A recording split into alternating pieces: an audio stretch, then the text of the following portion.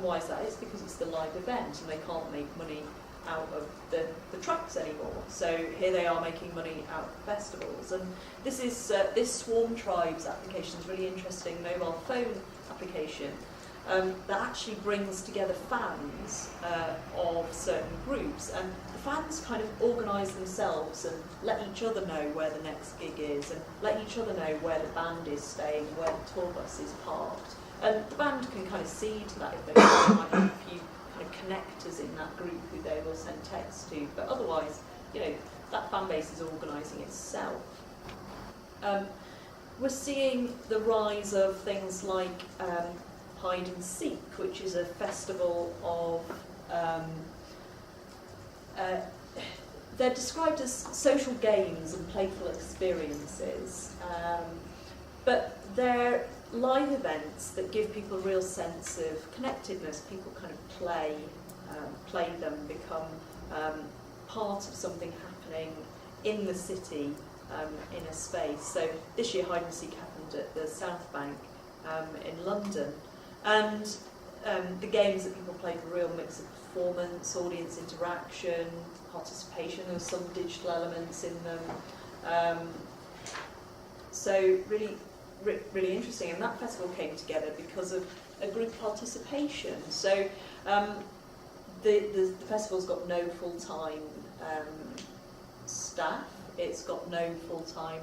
Did I manage to go backwards there? I've been trying to do that all morning. The project used a kind of online community kind of management software to bring the festival together. The performers didn't actually meet each other until the day of the festival. So all the curation, all the event management happened online. Smaller teams met in pubs before the festival. And then everybody used their own Facebook profiles to invite the audience. And what's happened since is that that audience has become a community and they meet every month. It's called the Sandpit, and you know, they have kind of 300 regular members now who come up with new ideas for new social games, but also this group is kind of there to swap ideas with each other. So people want to do more than just attend or more than just consume. They certainly want to personalise the experience, as we know, but they want to participate in it. They want to co-produce it. They want to create meaning around it as well. And if you're interested in kind of how people are beginning to measure whether an audience member has created any meaning around attending an artistic event, check out Alan Brown's research. But of course, for us as organisations or for us as artists, that really affects our artistic practice, our organisations' operations, and our business models as well. So, if people want to kind of participate, then, you know, how are they doing it? They're doing it through social networks. Why social networks? Well, because it's about community, and it's about community within a kind of niche that you're interested in. This is a social community called Goodreads. Is anybody on this one? You are, Jennifer, brilliant. But it's authors beginning to publish bits of their work and share them with a community of other authors and readers who are interested in kind of looking at each other's work and providing opinions.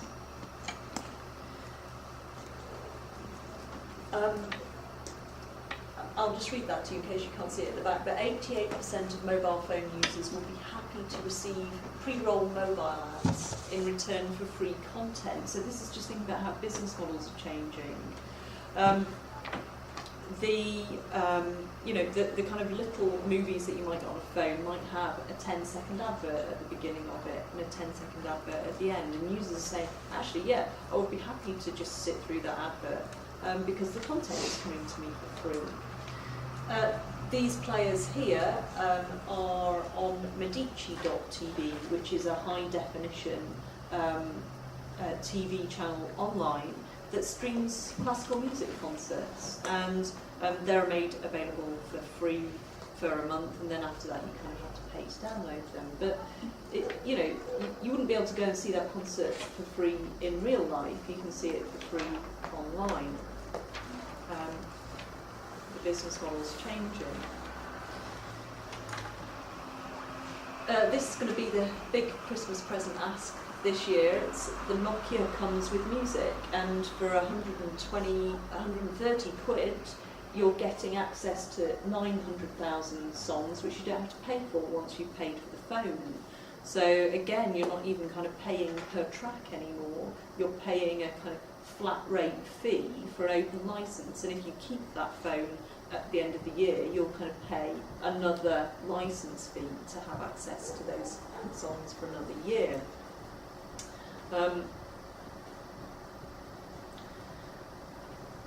I guess the other thing that we've been talking about a lot in the papers is about piracy and about how if stuff's digital it can get ripped off. Well, this is Paul Coelho just talking about that. I'll just give you a second to read it.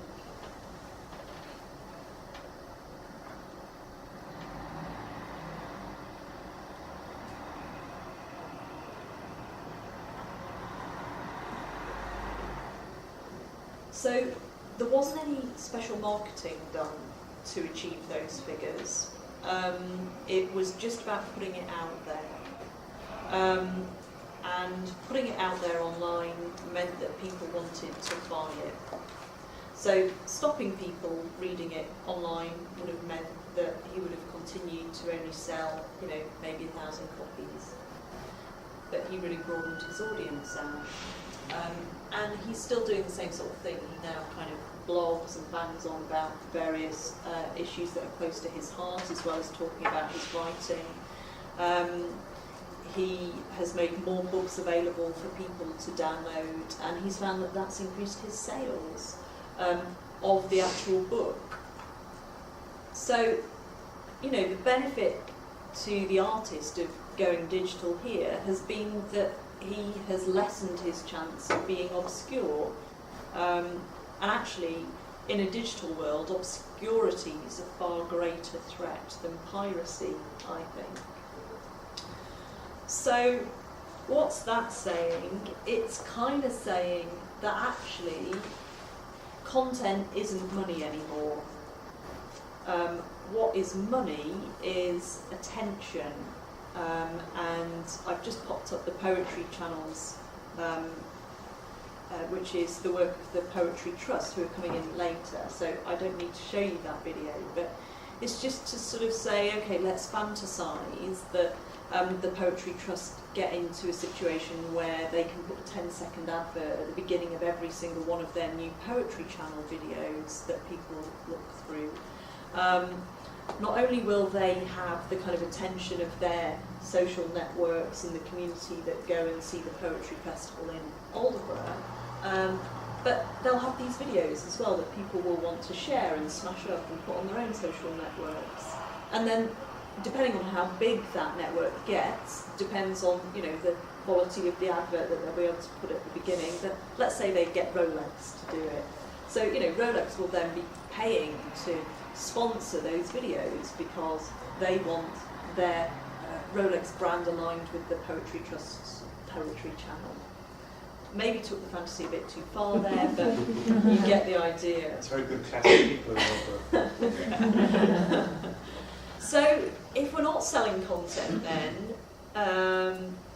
and copies of things have lost their value, we've got to sell something that can't be copied. And this is Kevin Kelly, who's the founding editor of Wired, and he says that the key is to offer valuable intangibles that cannot be reproduced at zero cost and will thus be paid for.